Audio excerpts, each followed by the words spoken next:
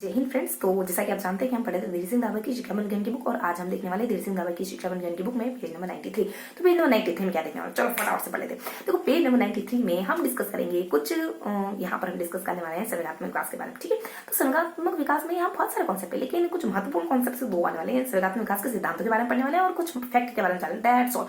ठीक है, तो कुछ हमारे फैक्ट और कुछ सिद्धांत। ठीक है, इसके अलावा तो बहुत सामान्य सामान्य सी बातें हैं, जैसे संवेगात्मक विकास का क्या महत्व होता है, संवेगात्मक विकास में ये कुछ महत्व वगैरह, इसकी उपयोगिता वगैरह, देन आप संवेगों को कैसे कंट्रोल कर सकते हो, है ना, संवेगों को सही डायरेक्शन कैसे दे सकते हो, ये कुछ ऐसी सी बातें आती। और कुछ रेचन से जुड़ी हुई कुछ बातें आती कि रेचन क्या होता है ना। तो कुछ इस तरीके से हल्का हल्का सा जिक्र आने वाला है। मेन तो दो ही चीजें आने वाली। कौन कौन सी चीजें आने वाली, एक तो हमारी आने वाली संवेगात्मक विकास के बारे में और विकास के सिद्धांत के बारे में। संवेगात्मक विकास का सिद्धांत कौन सा है, कौन कौन से हैं, उन सिद्धांतों के बारे में कुछ फैक्ट आ देखो 5 सिद्धांत है। एक तो हमारा ज्यादा संवेगात्मक विकास का सिद्धांत, एक जेम्स लेंगे का सिद्धांत, केनेन-बार्ट का सिद्धांत। उसके बाद देखो दो तो नाम है, उसके बाद सारे समेक समेक समेक समेक समेक कह दो। कैसे कहोगे समेक समेक, एक में कहोगे कि संवेगात्मक विकास का सिद्धांत, एक में कहोगे मौलिक संवेगात्मकता का सिद्धांत, एक में कहोगे समेक संक्रियाकरण का सिद्धांत, एक में कहोगे समेक द्विकारक का सिद्धांत, है ना।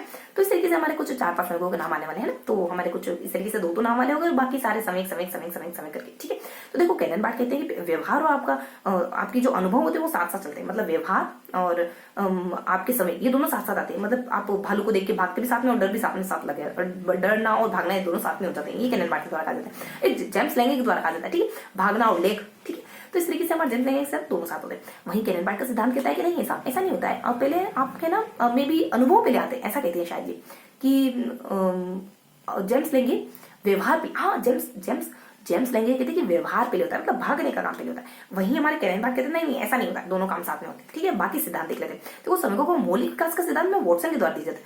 तो ये कहते हैं कि जो प्रेम हो जाता है, क्रोध हो जाता है, घृणा होता है, ये सब मौलिक संवेग है, ये आप जन्म से साथ लेके पैदा होते हो। और उसके बाद समेक संक्रियाकरण, समेक संक्रिया मतलब समेक ऊपर नीचे दाएं बाएं कब होते हैं, कहाँ होते हैं हमारे मस्तिष्क में, तो पीछे वाले मस्तिष्क में होता है सारे काम। समेक द्विकारक का सिद्धांत भी आता है, जो किसने दिया, समेक द्विकारक का सिद्धांत बेसिकली हमारे एक विद्वान है, दो स्टेन कितनी, दो लेक्चर स्टेन, दो आपकी स्कूल वालों, उसने दिया और कहता है कि उत्तेजना और संज्ञान ये दो घटक होते हैं। इसके साथ हमारा एक आता है समेक संक्रियाकरण, दिख लिया हमें, एक संवेगात्मक विकास का सिद्धांत। संवेगात्मक विकास का सिद्धांत बेसिकली ना लेजारस के द्वारा दिया जाता है। ये कहता है कि आपकी सूचना आपके संवेगों को प्रभावित करती है। आपने देखा, आपको पता है, आपकी माइंड में सूचना फीड को चांटा मारता है तो रोना है, तो ये आपको सोचा नहीं, तो आप ठीक वैसे करोगे। तो ये कुछ संवेग विकास का सिद्धांत है, लेजारस ने दिया। ठीक, इस तरीके से हमने 5 सिद्धांत देख लिए संवेग विकास के। अब देख लेते हैं कुछ फैक्ट कैसे जानेंगे कि वो जो यंग लड़का था ना, जो रास्ते में गुड़ बांटा करता था, प्रसाद बांटा करता था, उसका यूपीएससी में सिलेक्शन हो गया। तो वो जो यंग लड़का था, ये पूरी ट्रिक है, वो से हमारे कुछ वो मतलब जो जोनसन आ जाएंगे, यंग से यंग वगैरह आ जाएगा, लड़का से हमारे मतलब आदमी लड़का कुछ भी कहते हर लोग हैं, लोग किसको कहते आदमी, हर लोग वगैरह आ जाएगा, तो उसकी यूपीएससी में मार्ग में तो मार्गन आ जाएगा। तो इस तरीके से वो जो यंग लड़का था यूपीएससी में, है ना, तो गुड़ बांटा करता था, गुड इनफ आ जाएगी। तो ये हमारी ट्रिक थी। अब इनके द्वारा क्या, रोज के देखो एक यंग के द्वारा संवेगों को उपद्रव कहा जाता है, और लड़की के द्वारा मतलब हर लोग के द्वारा कहा जाता है कि ये हर प्रभावित करते हैं। सभी क्या करते हैं, आपके अनुभवों को प्रभावित करते हैं। आपकी किसी एक मतलब कुल मिला के आपके ना अनुभव ये है ना प्रभावित करते ऐसा कुछ आने वाला, प्रभावित करते हैं, ये आपके अनुभवों को प्रभावित करते हैं। समय आपके अनुभवों को अनुभव प्रभावित, ये 2 शब्द आने, एक्यूरेट, ये ध्यान रखो कि अनुभव और प्रभावित 2 शब्द आने। एक्यूरेट तो मैं कह नहीं सकती, लेकिन हाँ अनुभव और प्रभावित 2 शब्द आएंगे इसमें। ठीक है, हर लोग में। तो इस तरीके से कुछ क्वेश्चन देते हैं और फिर क्या देते हैं कि यंग लड़का जो यंग लड़का रास्ते में गुड़ बांटा करता था, उसका सिलेक्शन हो गया। ठीक है, तो हमारे जोनसन क्या कहते हैं, जोनसन कहते हैं कि 4 साल का बच्चा डरना सीख जाता है, 3-4 साल का, 2 साल का बच्चा नहीं डरता है। और गुड़ बांटा, देखो गुड़ लड़कियों को कहा जाता है कि गुड़ खाओगे ना तो तुम्हारे मतलब पीरियड्स पहले शुरू हो जाएंगे, मतलब परिपक्वता प्रभावित करती है को, है ना, मेच्योरिटी। तो ये हमने देख लिया, यंग वगैरह के बारे में देख लिया, आदमी यानी हल्लो के बारे में देख लिया, गुड़ बांटा करता था, और जो है ना जोनसन के बारे में देख लिया, वो सांप वाला। और मार्ग, देखो मार्गन के द्वारा कहा जाता है कि एक मार्गन कहते हैं एड्रेनलिन ग्रंथि आपके संवेगों को प्रभावित करती है। मार्ग में जैसे ऊपर र घुमा रहे हैं ना, वैसे ड्र घुमाना नीचे। इस तरीके से हमने सारी बातें देख ली। अब कुछ बचाएंगे, सारा कंप्लीट हो गया। अब देखो छोटी छोटी बातें हैं जो कुछ बहुत सरल देखो संवेगों को आप डायरेक्ट कैसे करोगे, आप मानसिक रूप से बिजी रहो, आप मार्गांतर कंट्रोल करो, आप विस्थापन करो, आप दमन करो, ऐसे आप संवेगों को कंट्रोल कर सकते, दबा दो या फिर मार्गांतर करो, डायरेक्शन बदल दो, वो विस्थापित कर दो, यानी दूसरी जगह कर दो, मतलब कि कुछ दूसरा काम करने लग जाओ। ये सारी मानसिक रूप से व्यस्त रहो, ये सारी। देखो थोड़ा सा रेचन के बारे में भी बताते हैं कि कुछ रेचन होते हैं, और देखो कुछ रेचन के बारे में बताते हैं, मानसिक रेचन होते हैं और शारीरिक रेचन होते हैं। अब ये 2 तरीके से रेचन के बारे में जिक्र करते हैं। अब इनमें बहुत ज्यादा क्लियरिटी तो नहीं है, लेकिन रेचन का जिक्र है संवेगात्मक विकास में। ठीक है, तो ये भी कभी और पढ़ेंगे, लेकिन रेचन का जिक्र है। और इसके साथ है ना, इस पेज में जो भी गिवन है अच्छे से पढ़ेंगे। पर एक तो रेचन का जिक्र किया गया है इसमें, और एक कुछ है ना, हाँ ये कुछ बेसिक बातें देखिए, अपने रेचन के बारे में जिक्र किया गया, कुछ संवेगों का क्या उपयोगिता होती है संवेगों की, है ना, और संवेगात्मक समस्या क्या होती है, जैसे आपका अंगूठा चूसना वगैरह हो गया, और जैसे कि बिस्तर गिरा कर देना हो गया, हकलाना हो गया, उल्टे हाथ से लिखना हो गया, ये समस्यात्मक होती है, ये संवेगात्मक इमोशनली डिसबैलेंस की विशेषताएं हैं, है ना।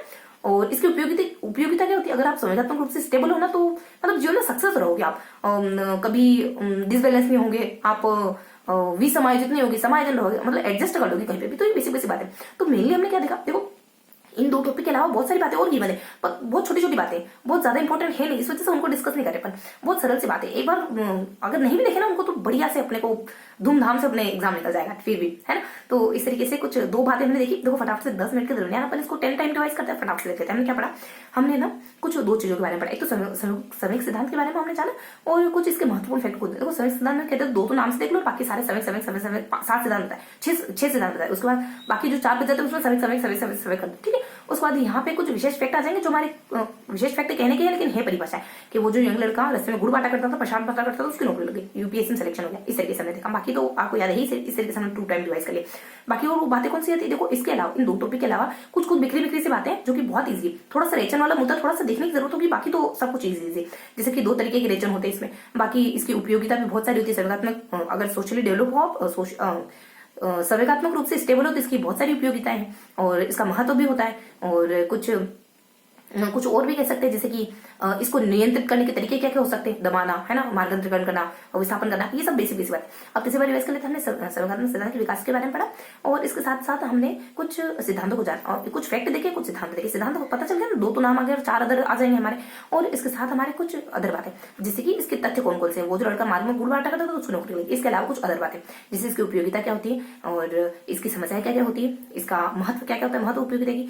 और इसके बाद एक दो और बातें कह सकते हैं, जैसे कि कुछ कह सकते हैं कि इसमें इसको कंट्रोल कैसे कर सकते हैं, है ना, ये समस्या है तो कैसे कंट्रोल कर सकते हैं, बेसिक बात है।